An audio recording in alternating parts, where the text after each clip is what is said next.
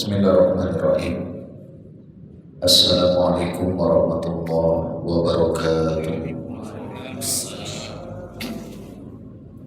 Alhamdulillah nahmaduhu wa nasta'inuhu wa nastaghfiruh wa na'udzu billahi min shururi anfusina wa sayyiati a'malina. Man yahdihillahu fala mudilla lahu wa man yudlil fala hadiya lahu. Asyhadu an la ilaha illallah wahdahu la syarika lahu wa asyhadu anna Muhammadan abduhu wa rasuluhu la nabiyya wa la rasula ba'dahu. Allahumma shalli wa sallim wa barik ala nabiyyina Muhammadin sallallahu alaihi wasallam wa ala alihi wa sahbihi wa man tabi'ahum bi ihsanin ila yaumil qiyamah tsumma amma ba'du. Hadirin kaum muslimin wa bapak jamaah Masjid Salman Al-Farisi rahimani Allah wa iyyakum, yang semoga kita semua senantiasa dirahmati dan diberkahi oleh Allah Subhanahu wa taala. Alhamdulillah, segala puji dan syukur marilah kita panjatkan kehadirat Allah Subhanahu wa taala atas segala nikmat, segala karunia yang telah Allah berikan kepada kita semua. Nikmat yang begitu banyak sekali.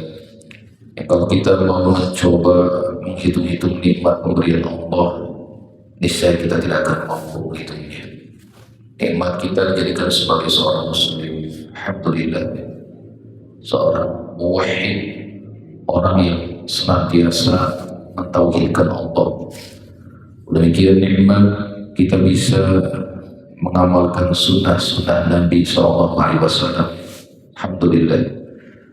Nikmat hidayah, nikmat sunnah, nikmat kesehatan, nikmat waktu luang, dan nikmat-nikmat lain yang sangat banyak sekali. Sehingga alhamdulillah di pagi hari yang berbahagia ini kita bisa kembali berkumpul di tempat yang penuh berkah ini, di majelis yang penuh barokah ini, dalam rangka untuk kembali mengkaji ilmu-ilmu Islam, melaksanakan salah satu kewajiban kita sebagai seorang muslim, yaitu terus menambah wawasan ilmu agama kita, di mana ini merupakan wasilah Allah Subhanahu wa taala menginginkan kebaikan buat kita. Ketika Allah Subhanahu wa taala menginginkan seseorang menjadi orang yang baik, orang yang saleh, maka Allah jadikan ia semangat dalam menuntut ilmu syar'i. Disebutkan dalam hadis, man yuridillahu bihi khairan yufaqihu fid din. Barang siapa yang Allah inginkan kebaikan untuknya, maka Allah jadikan dia faham terhadap agamanya. Artinya dia pelajari, memahami, berusaha untuk apa? Menambah wawasan ilmu agamanya. Demikian menuntut ilmu atau belajar ilmu ini merupakan wasilah Allah Subhanahu wa taala memudahkan kita jalan menuju surga. Wasilah kita dimudahkan nantinya di akhirat masuk dalam surga. Disebutkan dalam hadis, wa man salaka tariqan yaltamisu fihi ilman sahalallahu lahu bihi tariqan ila al-jannah.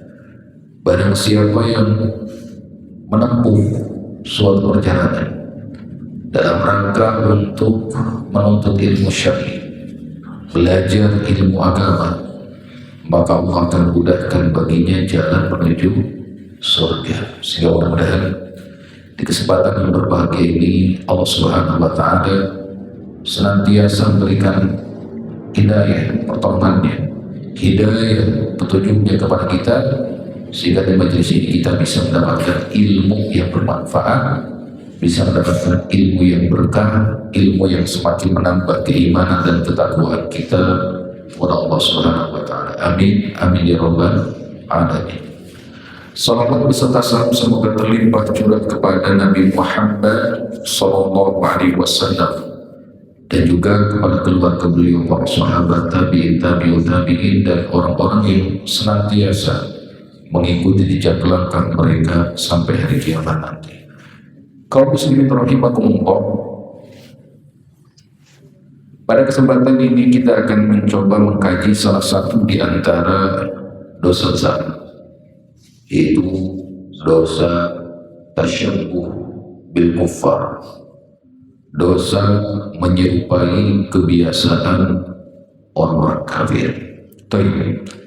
Termasuk tanda orang yang mendapatkan lezatnya iman, manisnya iman dalam dadanya, adalah dia membenci segala bentuk kekufuran. Jadi kalau kita melihat ada sebuah kekufuran lalu kita benci, ya, maka ini termasuk tanda bahwa kita merasakan lezatnya keimanan dalam diri kita. Dan seseorang yang benci kepada satu perkara, maka pasti secara alamiah dia akan menjauhi perkara tersebut.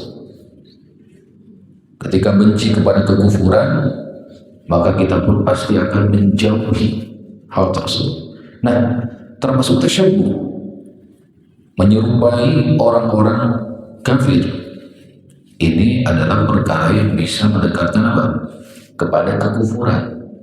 Maka otomatis ketika kita membenci kekufuran, kita pun akan menjauhi segala bentuk tasyabbuh atau penyerupaan kepada orang-orang kafir. Ya. Nah, kaum muslimin rahimakumullah, di sini dikatakan tentang definisi tasyabbuh secara umum. Tasyabbuh, kalau kita lihat secara bahasa, kita lihat di kamus bahasa Arab, ini adalah sebuah kalimat yang diambil dari wazan tasyabbaha yatashabbahu tasyabbuhan, yang berarti menyerupai, mengikuti, mengekor. Nah, ini secara bahasa.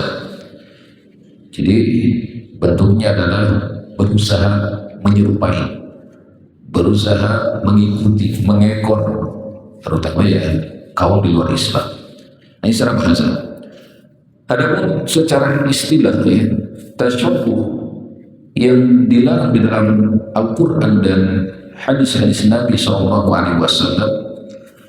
adalah menyerupai orang-orang kafir dalam segala bentuk dan sifatnya, baik dalam masalah akidah, ibadah, ya, adat, yang menunjukkan ciri khas pada agama tersebut. Jadi tanda garis apa sih ini? Garis bawahnya di situ, yang menjadi ciri khas pada agama di luar Islam tersebut. Ya, penyerupaan pada kebiasaan-kebiasaan yang menjadi ciri khas orang-orang kafir lah, kita katakan, orang-orang di luar Islam tersebut. Karena kadang ada istilah-istilah di zaman sekarang yang diperhalus, ya. Pada ini adalah kalimat-kalimat syar'i, ya. Kadang untuk menyebutkan orang kafir itu sebagai orang yang merasa berat, ya. Padahal menjadi satu nama untuk nama surat, ya, surat Al-Kafirun, bisa jelas. Jadi maksud orang kafir kan orang-orang yang tidak mau beriman sebetulnya. Jadi bukan konotasi negatif, ya. Orang yang tidak mau beriman kepada Allah, maka mereka dinamakan orang-orang kafir seperti itu. Nah, apapun yang menjadi ciri khas yang ada pada agama orang-orang kafir, orang dari Islam, maka kita tidak boleh menyerupai atau mengikuti apa yang menjadi ciri khas tersebut. Nah, ini adalah pengertian secara umum, ya, secara global, meskipun nanti rinciannya ini luas sekali maknanya. Nah, kaum muslimin rahimakumullah, meniru-niru orang kafir atau tasyabbuh bil kuffar, ini adalah satu permasalahan yang penting sekali dibahas dalam Islam. Apalagi di zaman sekarang kita katakan untuk menyerupai mereka ini seakan-akan hal yang dianggap lumrah, ya. Apalagi dengan bermunculan para dai yang menyeru untuk biasa saja, ya, dalam menyerupai apa? Orang kafir, dai liberal misalnya, dai-dai yang mereka belajarnya kepada orang kafir, lalu mendakwahkan apa yang menjadi sebetulnya ciri khas orang kafir, ya, dengan metode yang diajarkan oleh orang kafir untuk mengajarkan umat Islam seperti itu. Makanya banyak di antara kaum muslimin yang justru menganggap remeh, ya, tentang masalah tasyabbuh bil kufar ini. Padahal ini adalah permasalahan yang sangat bahaya sekali, ya, kalau kita tidak mengetahuinya, karena khawatir kita terjerumus ke dalam perbuatan yang dilarang tersebut.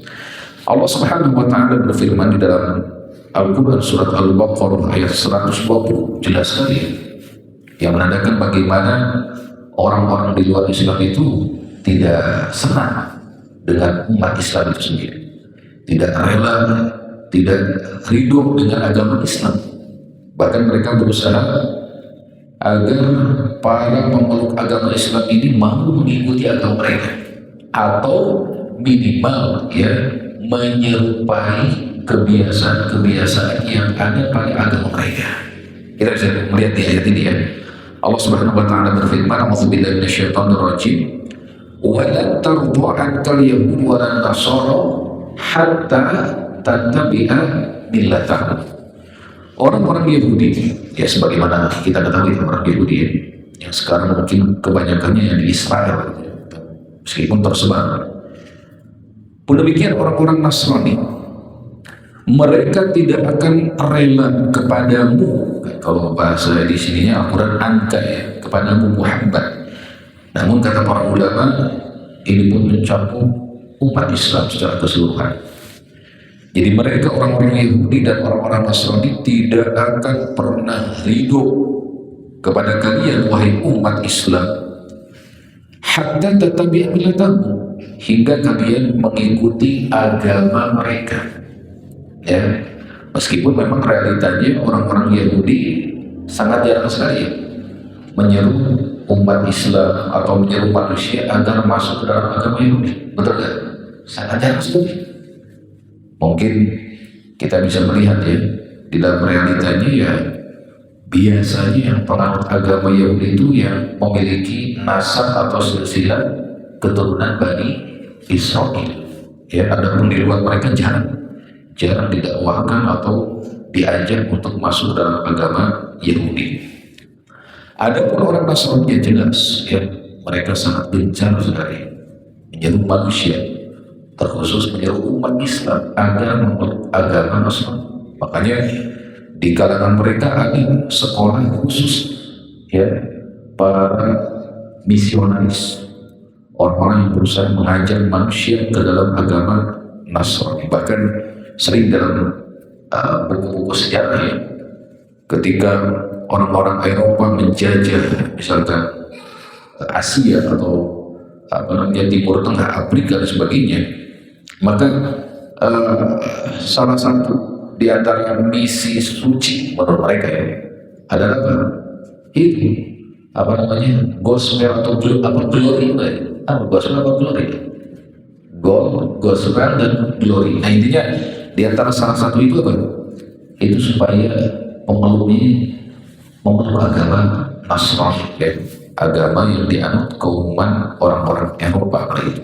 Nah, jadi orang-orang Yahudi dan orang Nasrani gak akan senang dengan umat Islam sampai umat Islam mau mengikuti agama mereka, atau tadi mengikuti kebiasaan-kebiasaan yang ada pada agama mereka. Ini makanya tasyabbuh. Sehingga realitanya kita bisa melihat bahwa umat Islam banyak yang hanya namanya saja Islam, namanya saja Muslim, tapi dia tidak mengamalkan Islam.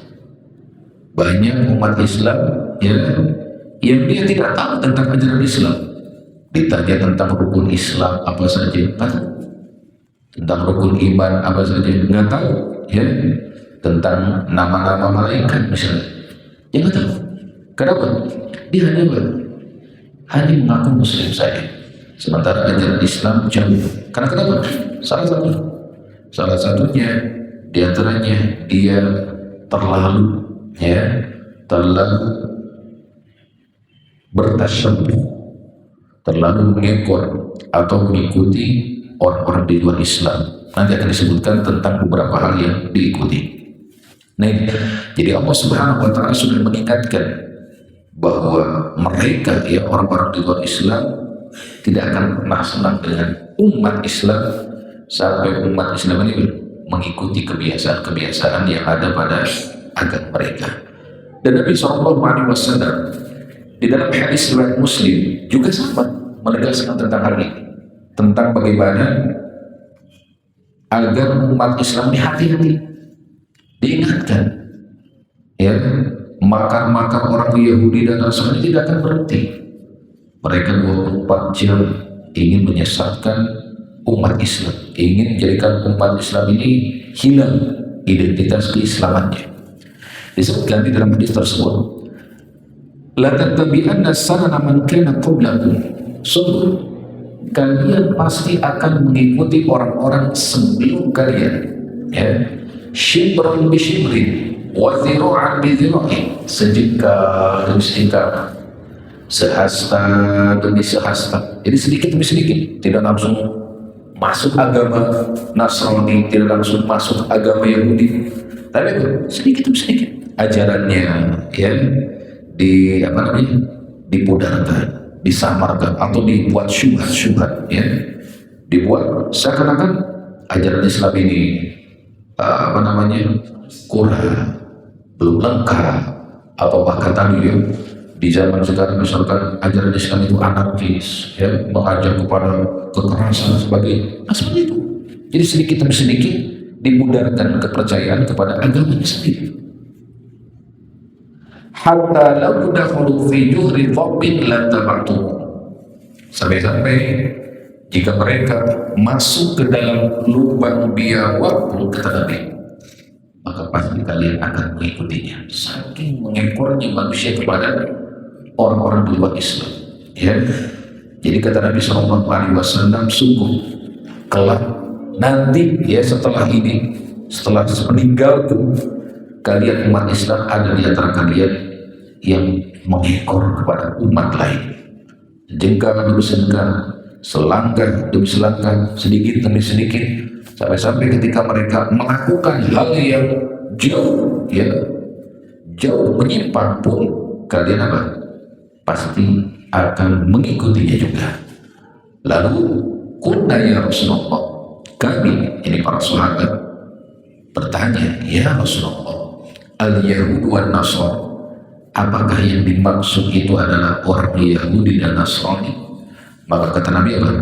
Faman, siapa lagi kalau bukan mereka? Karena ini dua agama yang gencar sekali, ya, pada saat itu membantah, melawan umat Islam, ya, bahkan menganggap agama Islam ini agama baru dan sebagainya, seperti itu. Dianggapnya agama yang tidak hak, ya. Makanya disebutkan di dalam surah Al-Baqarah, ya, bahwa orang-orang Yahudi dan Nasrani menganggap agama mereka sendiri yang agama yang hak. Wa qalu kunu hudan aw nasara tadad, ya, orang-orang Yahudi dan Nasrani berkata, jadilah kalian wahai umat Islam penganut agama Yahudi dan penganut agama Nasrani, niscaya kalian akan mendapatkan apa? Petunjuk. Jadi mereka menganggap agama mereka yang benar, sementara agama Islam adalah agama yang sangat sebenarnya. Maka selama, ya, mereka mampu, mereka akan berusaha mengajak umat Islam, menjadikan umat Islam mengikuti kebiasaan-kebiasaan yang ada pada agama mereka.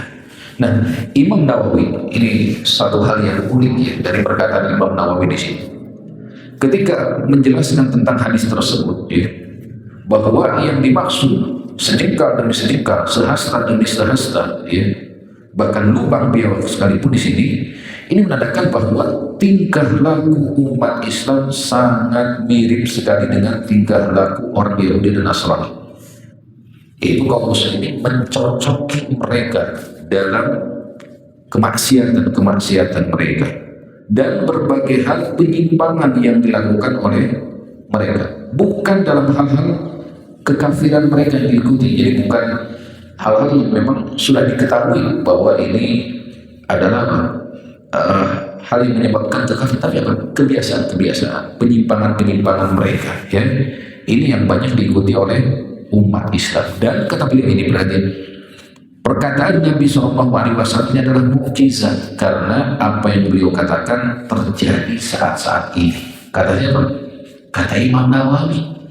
Ya, jadi zaman beliau di saat Islam sedang jaya-jayanya ada ternyata umat Islam yang mengikuti kebiasaan orang-orang di luar Islam. Ini bagaimana dengan zaman sekarang? Zaman yang tidak ada Imam Nawawi, zaman yang umat Islam semakin jauh ya dari cahaya kenabian, dari para ulama salaf, dari orang-orang yang memang lebih paham tentang agama. Tentu akan lebih banyak ya mereka yang melakukan tasyabbuh kepada orang-orang kafir. Ini mengerikan kita.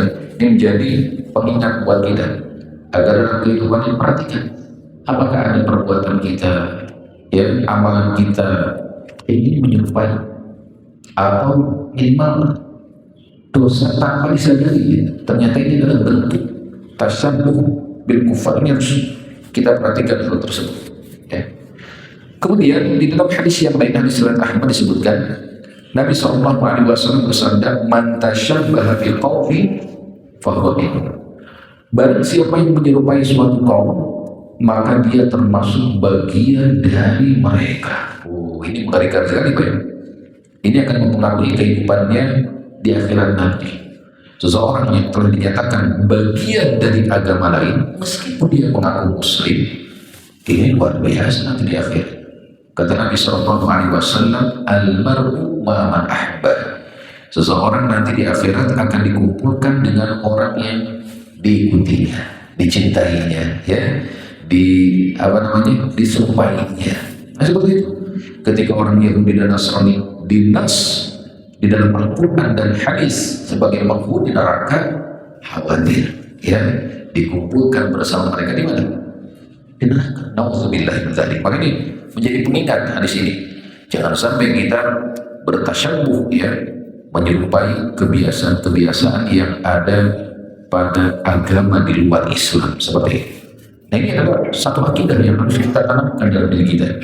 Jangan sampai seperti orang-orang liberal, ya, yang menganggap bahwa semua agama sama, ya, tujuannya sama katanya, beribadah kepada Tuhan. Tapi Tuhan kan beda-beda, ya, seperti itu, ya.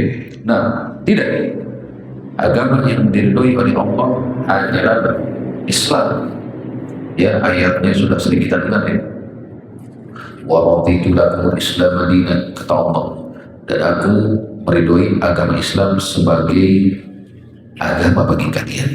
Kemudian di dalam ayat yang lain disebutkan apa?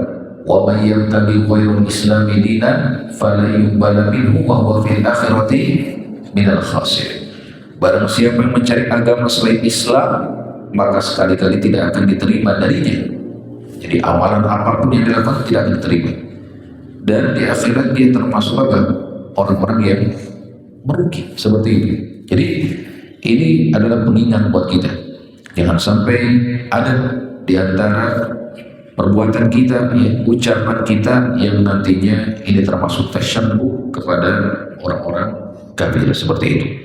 Baik kaum muslimin rahimakumullah. Nah, kenapa tasyabbuh kepada orang-orang kafir ini sesuatu yang dilarang di dalam Islam? Nah, hal yang pertama yang harus kita tanamkan ketika kita memeluk agama Islam, beragama Islam, maka satu hal yang harus kita tanamkan dalam diri kita adalah sikap taslim, menerima totalitas seluruh ajaran Islam dan meyakini bahwa semua ajaran Islam ini adalah ajaran yang sempurna, ajaran yang paripurna, tidak ada kekurangan sedikit pun dalam ajaran Islam, ya. Oleh karenanya kita berusaha mengamalkan apa yang harus diamalkan dan menjauhi apa yang harus dijauhi. Jadi ketundukan totalitas. Demikian dalam masalah larangan tasbih, ya, kewajiban kita adalah taslim, menerima ya hal tersebut lalu menjauhi apa yang dilarang oleh Allah dan Rasul. Nah ini yang harus kita tanamkan ya. Ketika hal tersebut dilarang, ya otomatis ya sebagai konsekuensi ucapan dua kalimat syahadat kita menjauhi apa yang dilarang oleh syariat ini. Nah secara umum kalau kita lihat penyebab kenapa kita dilarang bertasyabbuh sebenarnya cukup banyak sekali ya. Namun kita akan sebutkan hal-hal yang memang secara fitrah, secara akal sehat ini harus kita jauhi ya. Di antaranya yang pertama dikatakan oleh para ulama bahwa perlu kita ketahui bahwa semua perbuatan orang kafir pada dasarnya dibangun di atas fondasi kesesatan dan kerusakan. Ini harus kita yakini ya. Semua perbuatan, semua amalan orang kafir pada dasarnya dibangun di atas kesesatan dan kerusakan. Ini dalam kacamata Islam ya, bukan kacamata manusia secara umum. Dalam kacamata Islam, semua perbuatan orang kafir dibangun di atas kesesatan dan kerusakan. Baik yang memang nyata nampak dalam pandangan mata kita ataupun secara terselubung ya, sesuatu yang nampaknya bagus padahal di luar itu ada jadi tujuan-tujuan buruk ya, seperti ini. Nah dikatakan di sini baik dalam masalah akidah ya, apalagi akidah yang jelas-jelas ini rusak ya, menyekutukan Allah, misalnya akidah Trinitas contohnya dalam agama Nasrani, mereka meyakini ada 3 Tuhan ya, yang menjadi satu unsur, Tuhan Bapa, Tuhan Anak, dan Tuhan Roh Kudus, seperti ini. Ini jelas dengan menganggap adanya 3 hal tersebut saja ini sudah rusak akidah mereka ya, orang-orang Nasrani. Jadikan mereka musyrikin dalam hal tersebut ya, orang-orang yang menyekutukan Allah, menjadikan untuk Allah ada sekutu dalam peribadatan, seperti itu. Demikian orang Yahudi sama ya, orang-orang Yahudi mereka satu sisi menyekutukan Allah. Hal buktinya dalam Al-Quran disebutkan mereka menganggap Uzair ya anak Allah ya, salah satu nabi namanya Uzair dianggapnya anak Tuhan. Maka ini sama saja menyekutukan Allah, menjadikan untuk Allah ada sekutu dalam peribadatan atau dalam hak rububiyah Allah, seperti itu. Demikian apalagi di luar itu, di luar agama Yahudi Nasrani banyak jelas nyata kekufurannya. Orang-orang Hindu misalkan, mereka jelas-jelas ya menyembah Tuhan selain Allah, menyembah dewa-dewi seperti itu. Orang Buddha sama, menyembah Buddha Siddhartha Gautama dan juga mungkin Tuhan-Tuhan lainnya seperti itu ya. Dan agama-agama lainnya. Jadi semuanya secara kacamata Islam semuanya dibangun di atas kesesatan, kebatilan ya, seperti itu dalam masalah akidah, dalam masalah adat istiadat, dalam masalah ibadah, dalam masalah perayaan pun sama ya, semuanya dibangun di atas kesesatan. Contohnya misalkan yang terdekat ya, yaitu perayaan Natal ya, kelahiran Yesus katanya. Ini pun sama, dibangun di atas kesesatan. Mereka merayakan hari kelahiran Tuhan mereka, merayakan hari kelahiran Tuhan mereka. Bayangkan, ini kan satu keyakinan ya, keyakinan dasar pada diri mereka. Di Tuhan mereka lahir katanya pada tanggal 25 Desember seperti ini. Jadi kalau kita yang memiliki akal sehat ya, masa sih Tuhan dilahirkan ini?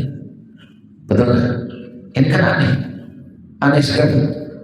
Tuhan itu kan sifat yang pasti pada diri, pada zat Tuhan itu ada ya, tanpa ada yang mendahulunya, seperti ya, tidak dilahirkan dan tidak melahirkan. Bagaimana di surat Al-Ikhlas ya, lam yalid wa lam yulad. Jadi al-awwal laisa qablahu syai'. Jadi yang paling pertama dan tidak ada yang pertama sebelumnya. Wal akhir laisa ba'dahu syai'. dan yang paling akhir, yang tidak ada yang paling akhir setelah. Seperti itu. Jadi tidak mungkin Tuhan dilahirkan, apalagi misalkan ada hari wafatnya, Tuhan wafat. Kan ini satu hal yang aneh ya. Padahal salah satu sifat Tuhan kan hayyun la yamut, ya, maha hidup dan tidak akan pernah mati. Tapi Tuhan wafat. Ini secara logika saja udah nggak masuk logika ya. Sifat Tuhan seperti itu.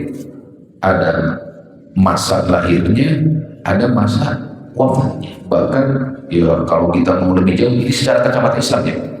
Secara kacamata Islam, ya Tuhan berdarah-darah misalnya dia ketika disalib dan sebagainya. Ini kan secara logika saja ini sudah tidak masuk.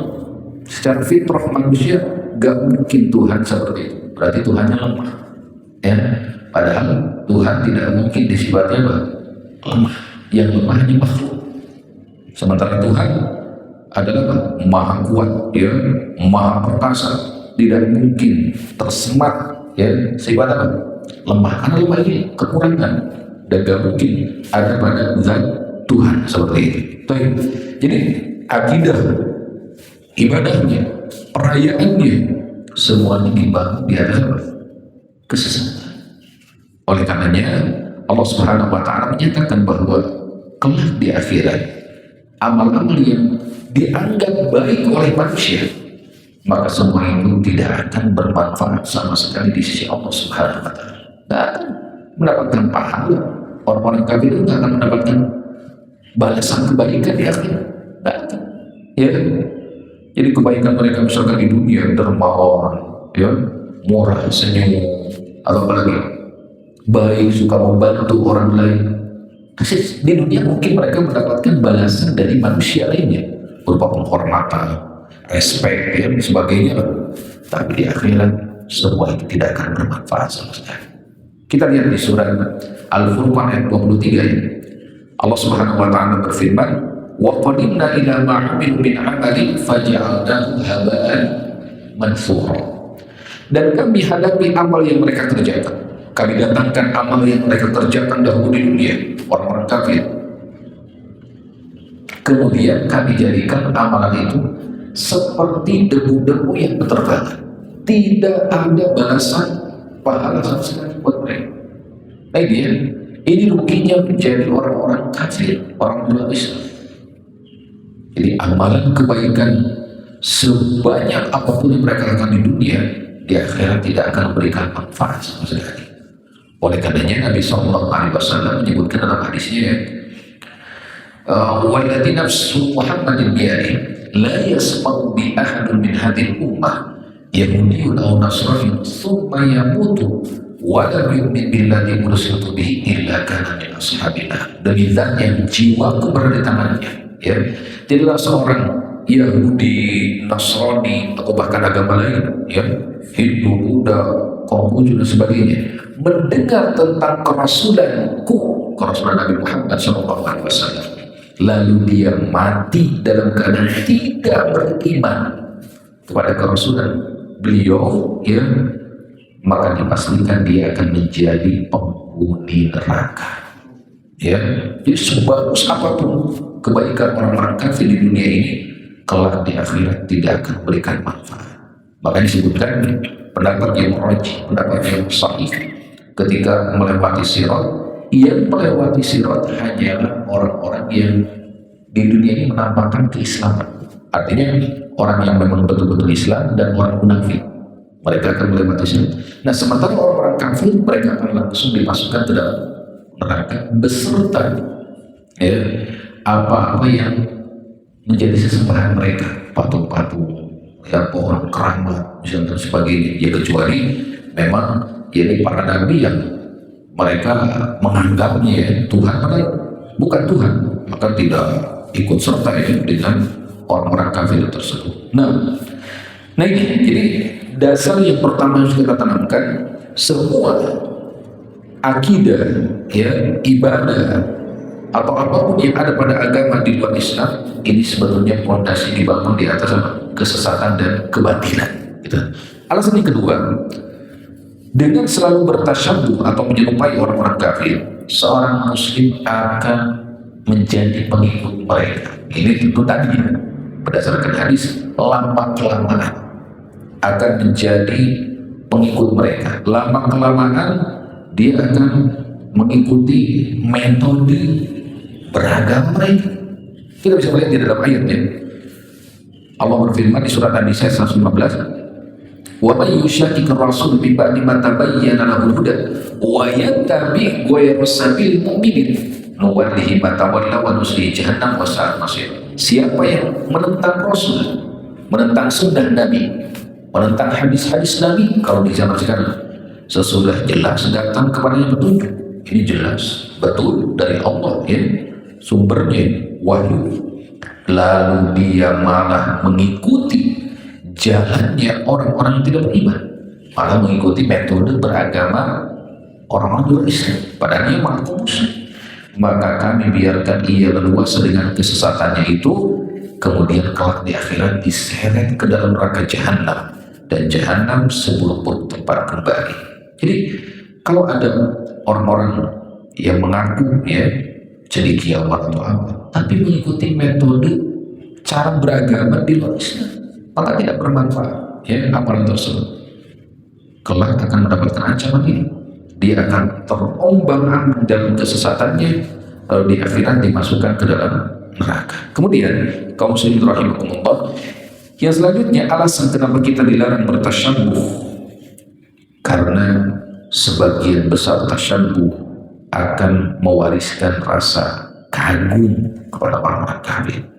Akan muncul dalam diri kita bahwa orang-orang di luar Islam ini lebih bagus, ya, agamanya lebih bagus, atau akhlaknya lebih bagus, atau metode dalam kehidupannya lebih bagus. Nah ini, jadi kalau kita selalu ikut tasyabuh, ya, menyerupai mereka, otomatis akan ada rasa kagum dari diri kita. Otomatis juga akan menguatkan ya orang-orang kafir, melemahkan Islam, menguatkan agama di luar Islam. Nah, ini satu hal yang sangat dihindari di dalam agama Islam. Justru kita harus bangga dengan keislaman kita, dan tidak boleh kita bertasyabuh atau menganggap bagus ya agama lain, atau bahkan tadi ya menganggap bahwa seluruh agama itu benar katanya. Ini kesesatan yang nyata ya kalau seperti itu. Kemudian yang selanjutnya dikatakan di sini, musyabbahan ya atau meniru orang kafir akan mewariskan kecintaan, loyalitas terhadap orang-orang yang ditiru tersebut. Jadi orang-orang yang sudah condong bergaul ya senang, kemudian nyaman dengan orang-orang di luar Islam, otomatis akan ada rasa cinta atau loyal kepada mereka. Dan sekaligus kebalikannya, mereka tidak akan senang ketika bergaul dengan orang-orang yang giroh Islamnya itu kuat, nggak senang ya dengan orang seperti itu. Dianggapnya terlalu kolot, kaku, dan sebagainya. Itu orang-orang yang semangat dalam Islam, mereka nggak senang. Wah, ini nggak modernis ya, nggak ikut perkembangan zaman, nggak, dan seperti itu anggapan-anggapan. Bahkan dia tadi ya, sampai dianggapnya orang-orang yang kuat, istiqomah ya dalam ajaran Islam, dianggapnya tadi fundamentalis, radikalis ya, apalagi kalau bahasa sekarang mungkin ya bahasa-bahasa yang menjauhkan umat Islam agar tidak seperti mereka yang istiqomah dalam Islam. Seperti itu ya. Jadi dengan selalu mengikuti orang-orang di luar Islam seperti itu ya, kebalikannya mereka tidak akan ada rasa ingin bergaul ya dengan orang-orang yang soleh ya, bahkan menjauh dari orang-orang yang taat mengamalkan Islam tersebut. Nah ini yang dikhawatirkan seperti itu. Kaum muslimin rahimakumullah, waktu syuruk masih. Nah, kita akan menyebutkan sekarang bentuk tasyabuh secara umum ya. Tasyabuh ada beberapa bentuk. Di antaranya tasyabbuh dalam ibadah. Misalkan tasyabbuh di waktu-waktu kita dilarang menyerupai mereka. Makanya Nabi SAW melarang kita sholat sunnah di waktu-waktu tertentu ya. Setelah subuh misalkan, atau sebelum maghrib ya, daripada asar sebelum maghrib, setelah subuh sampai waktu syuruq kita dilarang. Kenapa demikian? Karena kata Nabi SAW, di waktu itu ya orang-orang penyembah matahari yang mereka memulai ibadah sujud kepada matahari, maka kita dilarang mengerjakan apa? Sholat sunnah di waktu-waktu tersebut supaya apa? menghindari tasyabbuh kepada para penyembah matahari. Nanti akan dijelaskan kalau masih ada waktu ya, bahwa meskipun di zaman sekarang tidak ada para penyembah matahari, tetap larangan ini berlaku sampai hari kiamat kalau dalam masalah ibadah. Beda dengan masalah adat nanti. Jadi meskipun tidak ada sekarang, tetap waktu-waktu tersebut kita tidak dibolehkan apa? Beribadah atau sholat sunnah ya, di waktu ketika para penyembah matahari menyembah ya kepada matahari. Kemudian begitu juga termasuk tasyabbuh adalah gerakan memegang kening ya dengan simbol apa? Salib misalkan. Tidak boleh ya. Misalkan satu waktu menjadi tren, nggak boleh kita apa? Ikut-ikutan, karena ini adalah satu hal yang menjadi ibadah, bentuk ibadah pada agama Nasrani. Misalkan memegang kening, lalu apa namanya, dada kiri kanannya seperti itu ya, intinya menandakan apa? Salib ya, sebagai bentuk ibadah orang Nasrani. Atau ya di agama lainnya memakai dupa misalkan ya, lalu kita ikut-ikutan misalkan. Ada beberapa tokoh misalkan yang ikut-ikutan karena ingin mendulang suara dan sebagainya misalkan ya, lalu dia ikut-ikutan padahal dia muslim, maka ini sama saja ya.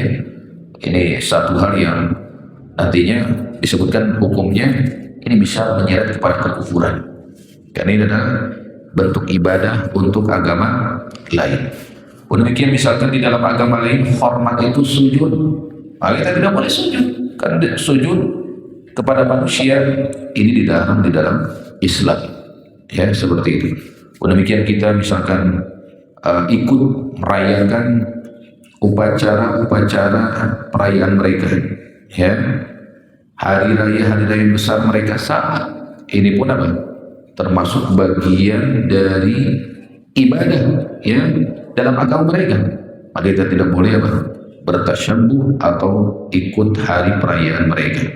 Allah Subhanahu wa taala berfirman di surat Al-Furqan ayat 72, "Walladzina la yashhaduna az-zur wa idza marru bil-lagwi marru kiram." Dan orang-orang yang tidak menghadiri perbuatan dosa, ini ciri orang-orang yang bertakwa, yaitu orang-orang yang tidak menghadiri perbuatan dosa.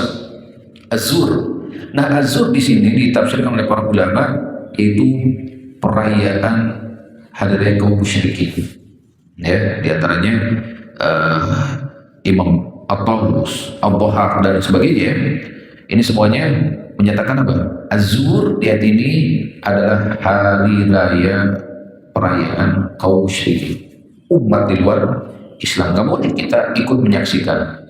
Pun demikian tidak boleh kita mengucapkan selamat atas perayaan mereka. Nggak boleh ya, karena mengucapkan ini luar biasa dampaknya. Ini bisa mengganggu atau merusak akidah kita, karena dengan mengucapkan selamat kita seakan-akan ridho dengan Tuhan batil mereka. Selamat atas kelahiran Tuhan Anda. Tuhan yang diyakini ya sebenarnya. Nah, jadi ucapan selamat ini sangat berpengaruh terhadap akidah kita, menandakan bahwa kita ridho ya dengan Tuhan batil yang mereka sembah tersebut. Ini akan merusak akidah umat Islam seperti itu. Nah, ada sebagian orang menganggap bahwa boleh sebetulnya ikut merayakan Natal ya, dan sebagainya, mengucapkan. Karena kenapa? Karena mereka menganggap bahwa ya Nabi Isa juga seorang nabi. Sudah ya, seorang nabi. Jadi hari kelahiran dia, kita pun sebagai umat Islam yang menganggapnya nabi, ya boleh-boleh saja. Sebagaimana orang Nasrani merayakannya. Sudah ya, ada anggapan seperti itu. Jadi hanya akal-akalan saja yang menganggapnya yang dirayakan adalah kelahiran Nabi Isa, seperti ya. Sedangkan Nabi Isa adalah Nabi umat Islam juga, maka boleh ikut merayakan Natal misalkan dia. Nah ini satu hal yang batil sekali, ucapan yang jelas-jelas batil. Karena ini perayaan mereka termasuk syiar besar mereka, betul nggak? Perayaan hari Natalnya, hari besar-besar mereka, termasuk syiar besar mereka. Maka kita tidak boleh ikut-ikutan hari besar mereka, ya. Berarti tadi termasuk kategori man tasyabbaha biqaumin fahuwa minhum. Siapa yang menyerupai suatu kaum, maka dia termasuk bagian dari kaum tersebut. Awal tersebut ya. Kemudian yang selanjutnya kaum muslimin rahimakumullah. Di sini dikatakan sebetulnya ya merayakan tahun baru. Karena tahun baru ini satu paket ya dengan Natal. Makanya ketika mengucapkan hal tersebut ya biasanya dua-duanya ya.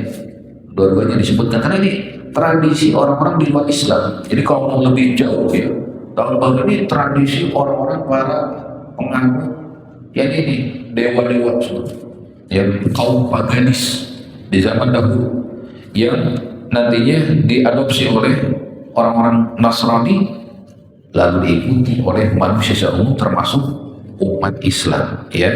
Maka satu paket Natal tahun baru ini adalah satu paket yang kita tidak boleh bertasyabbuh ya mengikuti hari-hari perayaan mereka atau bahkan mengucapkan selamat saja dalam Islam. Ini dampaknya luar biasa sekali. Nah alasan kedua kenapa tadi nggak boleh ikut perayaan Natal tadi ya. Ya, karena apa? Bagaimana mungkin ya diperbolehkan karena sholat di waktu mereka menyembah saja ya. Ini kita tidak boleh mengikuti atau tidak boleh di waktu tersebut untuk melaksanakan sholat sunnah ya. Apalagi ini sampai ikut-ikutan merayakan ya yang termasuk syiar agung mereka. Nah ini bukan hanya Natal ya, Imlek. Bahkan hari raya yang dianggap sudah lumrah sekarang. Misalkan apa? Ada anak muda tuh Valentine misalkan dan sebagainya. Tidak boleh kita ikut-ikutan. Apalagi ya dalam Valentine apa manfaatnya ya? Yang jelas banyak sekali kemaksiatan yang terjadi justru ya dalam hari Valentine. Saling memberi atau apa namanya kepada orang tercinta, jadi orang yang belum sah jadi istri ya. Nah seperti itu. Bahkan banyak terjadi perzinahan. Tapi kaum muslimin rahimakumullah, termasuk tasabuh dalam ibadah adalah melakukan persembahan ya kepada misalkan ke laut ya, meskipun dia muslim tapi melakukan laut misalkan dia kepala kerbau dan sebagainya. Ini mengikuti agama Hindu Buddha ya seperti itu. Nah ini tidak boleh mengikuti hal-hal seperti ini, tasyabbuh yang bisa menyebabkan kesyirikan ya. Kemudian tasabuh dalam ucapan banyak. Dicontohkan di sini lagu-lagu yang kadang orang menyanyikannya yang dia tidak paham artinya, seperti lagu-lagu Hindu, lagu-lagu India itu ada yang isinya mengagungkan Dewa Wisnu, ya Dewa Siwa, tapi karena nadanya enak ya orang kadang-kadang melakukan saja, ternyata itu mengagungkan dewa-dewa mereka seperti itu. Ini hati-hati. Kalau sudah tahu misalkan ini satu hal yang udah tinggalkan hal tersebut. Apalagi ya nyanyian keumuman yang melalaikan ya seperti itu. Demikian apalagi yang jelas misalkan nyanyian khusus untuk nyanyian gereja, kita jangan ikut-ikutan menyanyikan cinggobel gitu. Nah itulah pokoknya ya. Nah ini jangan ikut-ikutan, ini kan syiar atau nyanyian-nyanyian khusus untuk agama lain sebetulnya. Tidak boleh kita ikut-ikutan mengucapkan hal tersebut. Nah ini dalam masalah ibadah secara umum semuanya dilarang. Ada yang menyebabkan kekufuran, ada yang menyebabkan kesyirikan, ya, ada menyebabkan ya memang dosa besar secara umum, ya, seperti itu. Karena tadi semua peribadatan di dalam agama dalam Islam pondasinya apa? Di atas kesesatan, kebatilan, ya, seperti itu. Nah, sekarang terakhir, tasyabuh dalam masalah adat, ya. Tasyabuh dalam masalah adat. Tadi kan dalam masalah ibadah dilarang, ya, diharamkan. Dan dalam masalah adat, contoh misalkan dalam masalah berbicara, bertingkah laku, ya, berpakaian, cara makan, seperti itu. Kalau itu termasuk bagian dari kebiasaan orang-orang di luar Islam, ya, maka ini termasuk bagian tasyabuh yang dilarang juga. Misalkan tasyabuh dalam perbuatan, menggunakan kalung salib, ini jelas, ya, tren. Misalkan di anak muda nih lagi tren menggunakan kalung salib, tak bohong, ini jelas-jelas diharamkan, ya, seperti itu. Atau memasang lambang-lambang misalnya di kamarnya, lambang-lambang yang memang lambang-lambang satanis misalnya, lambang-lambang yang untuk agama lain misalkan, atau poster dewa misalkan. Lagi tren misalkan film Dewa Wisnu, lalu kita pasang poster dewa, nah ini nggak boleh, ya, nggak boleh. Atau gambarnya, intinya gambar-gambar yang menjadi ciri khas apa? Agama di Islam, nggak boleh.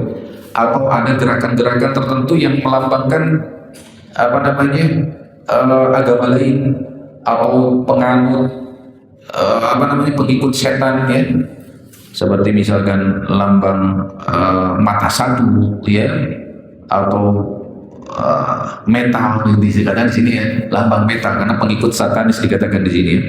Nah, jadi lambang-lambang seperti itu harus dijauhi. Ini mengikuti apa? Kebiasaan orang-orang di luar Islam, ya, orang-orang yang kufur kepada Allah. Dalam masalah istilah juga nggak boleh kita mengatakan masjid itu pura, ya, seperti pura misalkan, atau ulama dipanggilnya pastor dan sebagainya, dikatakan sini. Jadi nggak boleh istilah-istilah seperti itu, ya, disematkan kepada istilah-istilah yang ada pada agama Islam, seperti itu. Bahkan kalau lebih jauh di sini, ya, jadi penamaan bulan-bulan Masehi itu, ya, sebetulnya ada nama-nama dari dewa-dewi dikatakan di sini, seperti Januari, Februari, di sini dikatakan nama dewan-dewan dewa-dewa yang pada zaman Romawi, seperti itu, ya. Maka ada sebagian ulama memakruhkan istilahnya nama-nama tersebut untuk, ya, dipakai atau diucapkan, bahkan dijadikan dijadikan nama, ya, nama untuk seseorang misalkan dengan nama-nama bulan-bulannya pada asalnya itu adalah nama dewa, ya, seperti itu. Jadi intinya kaum muslimin rahimakumullah, ya, tasyabuh ada yang menyebabkan kekufuran, ada yang menyebabkan dosa besar, ya, seperti itu. Yang menyebabkan kekufuran, ya, tadi bentuk-bentuk ibadah yang menjadi ciri khas, yaitu kaitannya dengan masalah akidah, ya, yang berkaitan dengan masalah akidah, seperti itu, kepercayaan. Kemudian ada yang menyebabkan, yakni dosa besar tadi, ya, ikut merayakan misalkan perayaan orang-orang di luar Islam, atau bahkan mengucapkan, ya, ini katakanlah orang-orang mengucapkan selamat saja, itu termasuk bagian dari dosa besar, karena ini bisa merusak akidah kita, menjadikan seakan-akan kita yakin, percaya, ya, bahwa agama di luar Islam itu juga benar, ini ucapan selamat, ya, merasa senang, merasa, ya, ini ridho dengan agama di luar Islam. Dan ada yang bentuknya maksiat, seperti misalkan orang di luar Islam makannya dengan tangan kiri, katanya, kita ikut makan dengan tangan kiri. Ada juga maksiat yang lebih dekat ke dosa besar, ya, seperti misalkan orang kafir memakai emas, kita ikut-ikutan pakai emas laki-lakinya, ya, seperti itu. Atau makan dari bejana emas, kan ini dilarang dalam Islam, ya. Lalu seorang pun makan dengan apa? dari bejana emas, ya. Atau bahkan di sini dikatakan orang-orang kafir, maaf ya, bukan memelihara jenggot itu disunahkan. Ketika orang kafir mencukur jenggot, melihat mereka seperti itu, wah, berusaha mengikuti misalkan ya. Nah ini jelas-jelas kemaksiatan ya yang dilarang di dalam Islam seperti itu. Jadi intinya kaum muslimin rahimakumullah ya, sesuatu yang menjadi ciri khas orang-orang di luar Islam lalu diikuti, ini termasuk tasyabbuh ya, yang diharamkan atau dilarang di dalam Islam seperti itu. Kita umat Islam ini harus bangga dengan Islam ini. Ajaran Islam sangat sempurna ya, pedoman hidup kita sehari-hari sudah lengkap. Apalagi coba, kenapa kita merasa bahwa agama di luar Islam ini lebih baik ya? Tengok kepada agama kita, sudah sangat lengkap, sudah sangat paripurna, tinggal kita mau nggak melaksanakan ya. Sunnah-sunnah Nabi sangat banyak, sempurna ya, tinggal kita amalkan. Jangan menoleh kepada ajaran agama lain, karena kalau tidak, khawatir dari berdasarkan hadis, seseorang kelak akan dikumpulkan dengan orang yang diikutinya, orang yang dicintai. Khawatir kalau dengan tasyabbuh, khawatir dikumpulkan dengan orang-orang yang dimurkai oleh Allah yang ada di dalam neraka. Alhamdulillah. Mudah-mudahan apa yang disampaikan bermanfaat. Kurang lebihnya saya mohon maaf. Silakan kalau ada yang mau ditanyakan seputar yang dibahas tadi, silakan.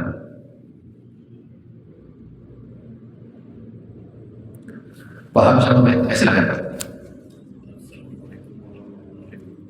Waalaikumsalam warahmatullahi wabarakatuh. Ustaz, mungkin saat ini kita kadang sadar merayakan atau menyerupai mungkin tidak boleh. Nah, kalau hukumnya kita merayakan ulang tahun anak, saudara, istri, itu bagaimana Ustaz? Termasuk menyerupai mereka atau hampir menyamakan seperti itu mereka? Terima kasih Ustaz.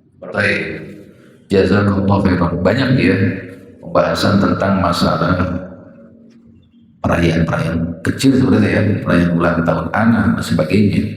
Nah, kalau kita lihat ya, perayaan seperti ini dalam Islam tidak diajarkan. Nabi SAW tidak pernah memerintahkan umatnya ketika masuk tahun kelahirannya, ya, hari kelahirannya, hendaknya dia merayakan misalnya, atau hendaknya dia syukuran, misalnya kalau bahasa ya, syukuran kalau umat Islam. Nggak ada perintahnya untuk merayakan hari kelahiran kita. Maka justru dengan semakin bertambah umur kita harus waspada ya. Introspeksi diri, berarti jatah usia kita ini sudah berkurang. Maka kita harusnya semakin meningkatkan keimanan kita. Jadi kalau memang tepatnya akan hari kelahiran kita, jadi bukan dirayakan, tapi jadi introspeksi diri. Jadi bahan pengingat usia kita ini udah berkurang nih, ya. Maka tingkatkan lagi keimanan kita. Ya, bahkan kalau kita bisa melihat justru perayaan ini adanya munculnya ya dari luar agama Islam, dari kebiasaan orang-orang di luar Islam, terutama orang-orang Nasrani ya, yang mereka merayakan hari ulang tahun seperti itu. Maka sebagai umat Islam ya tidak usah merayakan perayaan seperti itu. Khawatirnya termasuk bagian tasyabbuh ya, yang justru akan menjadikan kita kagum nantinya dengan agama di luar Islam seperti ini. Nah, kalau kita lihat sejarah perayaan-perayaan selain perayaan yang disyariatkan dalam Islam seperti ini, kita kan dalam Islam ini hanya 2 hari raya yang disyariatkan, betul kan? Idul Fitri dan Idul Adha. Kalau pekanan kan hari raya Jumat ya. Kalau dalam tahunan dia 2 itu, Idul Fitri dan Idul Adha. Lalu muncul perayaan raya itu, betul kan? Makanya ini sudah menjadi keumuman manusia. Nah ternyata kalau kita melihat sejarah ya, ini muncul pada dinasti Fatimiyah yang ada di Mesir kala itu. Ya, dinasti yang berkuasa di Mesir dan sekitarnya.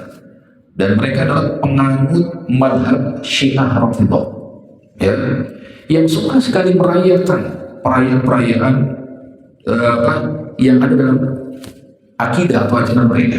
Seperti mereka kan penganut Ali bin Abi Thalib, Maka mereka merayakan hari lahir Ali bin Abi Thalib, hari lahir Husain. Ya, mereka melihat orang Nasrani merayakan hari lahir Isa, maka mereka pun ikut-ikutan. Ya, maka jadilah seperti sekarang ini, ya, banyak sekali perayaan-perayaan yang muncul, bahkan menjadi libur nasional, ya, yang disematkan kepada Islam. Padahal apa? Dalam Islam hari raya hanya ada dua. Ini yang tepat, ya, berdasarkan hadis yang sahih, berdasarkan pendapat para ulama salaf dan sebagainya. Semuanya menjelaskan hari raya cuma dua, tidak ada hari raya lain. Makanya kita dicukupkan dua saja, ya, tidak usah ikut-ikutan iri misalkan, ya.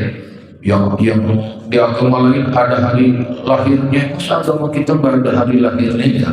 Yang di agama lain ada hari kenaikannya, maka masa di agama kita nggak merayakan hari kenaikannya. Jadi kadang ada rasa kecemburuan, ya, seperti itu. Nah, ini ada pada saat itu dinasti Fatimiyah, ya, dia merasa cemburu dengan agama Nasrani, kok banyak perayaannya. Akhirnya dia merayakan ini, perayaan itu. Bahkan dia cemburu juga dengan perayaan orang-orang penganut agama Majusi, ya, hari raya Nairuz, Maharajan dan sebagainya. Maka ikut-ikutan dirayakan hari raya Nairuz dan Maharajan, padahal mereka Muslim langsung. Jadi muncullah dalam setahun itu puluhan perayaan, ya. Bahkan kalau kita lihat di bekas penganut agama Majusi di Persia atau Iran, kita katakan, ya, ini ada hari raya yang nggak masuk akal, kita katakan, ya. Hari raya terbunuhnya Umar. Coba, terbunuhnya Umar dijadikan hari raya. Hari raya mencaci maki Aisyah ada, ya. Hari raya kematian Ali bin Abi Thalib, oh, itu harus. Hari raya kematian Husain, oh, itu kan dahsyat sekali. Hari raya Karbala itu semua orang harus nangis, dan dipaksa pokoknya, mau nggak sedih harus nangis. Itu dijadikan, ya, ini peringatan atau hari raya dan sebagainya. Ya, karena kadang salah satu sebabnya merasa iri dengan hari raya yang ada pada agama lain, ikut-ikutan mengekor. Pada dalam Islam hanya ada dua hari raya saja. Nah, ini ya, kita ini menyadarkan diri kita sendiri. Ternyata dalam Islam sudah sempurna. Kenapa kita harus mengikuti, ya, ajaran agama lain? Apakah, ya, dia merasa Islam ini agama yang kurang, misalkan, agama yang salah, misalnya? Karena dengan menganggap ada kekurangan saja, udah, ya, syahadat kita ini dipertanyakan. Karena kandungan dua kalimat syahadat berarti meyakini ajaran Islam ajaran yang paling sempurna, ya. Sedangkan ajaran lain ajaran yang batil, seperti itu. Nah, ini ya, intinya seperti itu. Ada lagi? Sudah, ini udah mulai ini pagi. Kita tutup dengan doa kafaratul majlis, ya. Subhanakallahumma bihamdika asyhadu an la ilaha illa anta astaghfiruka wa atubu ilaik. Assalamualaikum warahmatullahi wabarakatuh.